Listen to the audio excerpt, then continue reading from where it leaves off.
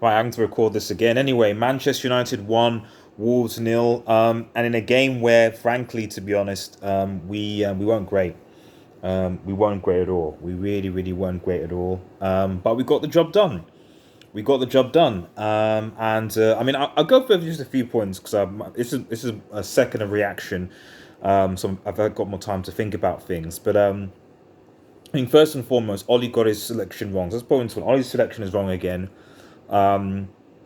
Fred, Pogba, and Bruno in the midfield is always an issue, in my opinion, because Fred, he's not really a holding midfield. I don't think he can hold the midfield himself. And when you play Pogba in that midfield, sorry about that, he can't hold the midfield himself. And so you need to bring Pogba into that to help Fred do that. And because of that, you lose that creativity that Pogba brings. On top of that, Pogba isn't really that great defensively as well. So we were getting dominated in the midfield. It was embarrassing. Wolves were by far the better team, and unfortunately, like against Spurs, like against Leicester, they failed to score. And that was the difference between. And so that's my second point. The difference between Wolves and United was that United have clinical finishers and Wolves do not. That's the difference. That's the difference. Had they had clinical finishers, and that's the warning for United going forward, we would have been punished.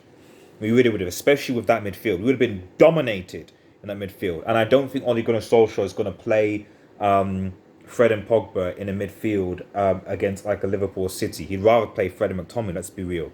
Point number 3, Van der Beek should hand in a transfer request because I don't really understand what he has to do to play. I said, in my preview, that I would have played Van der Beek and Fred, Van der Beek and Pogba, or Van der Beek and Matic, or if you're going to do it, Van der Beek and Fred then, and play Pogba on the left.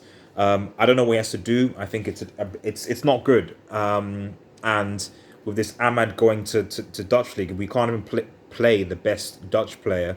Well, he was the best Dutch player never to do, you could say.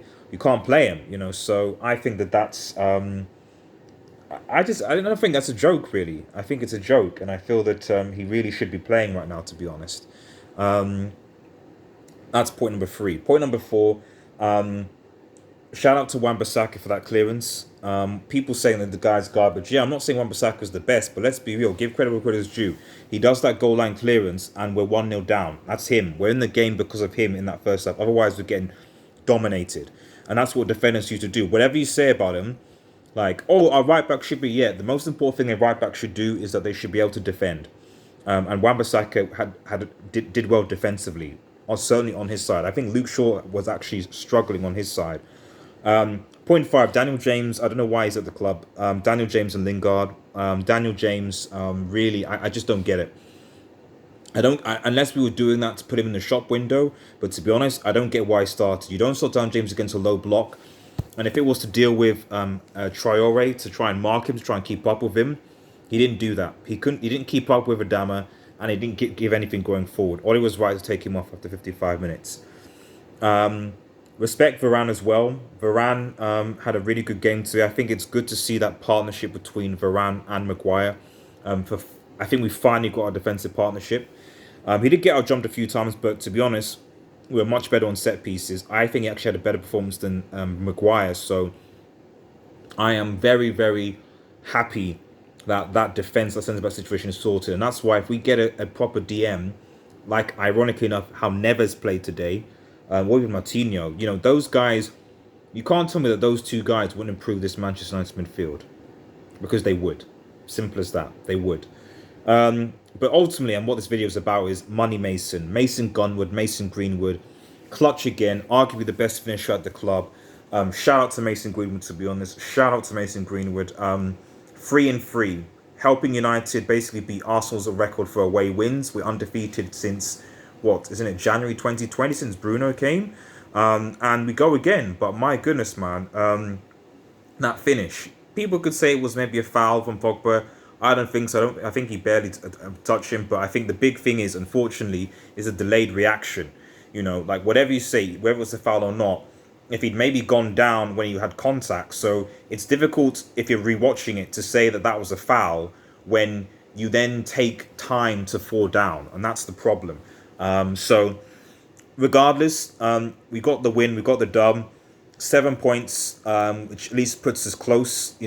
Top four is top four area. We're not far behind, which is good. We need to keep the pressure on, but we need to do better than that. And with Ronaldo coming in, we need to be creating better chances. And you don't create chances by putting, to be honest, Daniel James on the field. Greenwood. Oh, last thing before I go, Sancho. He's gonna take time. He's gonna take time to grow into it. It's gonna take time to grow him. But when he grows, he will perform. But I think we can't expect a lot from Jadon Sancho right now. I think much like Kai Havertz last season, I think Sancho is going to need some time to bed in. Anyway, guys, new channel to like and subscribe to Red Devil Studio. Follow us on Twitter and X. Smash the notification button for latest Manchester United news. Have a nice day, everyone, and cheers.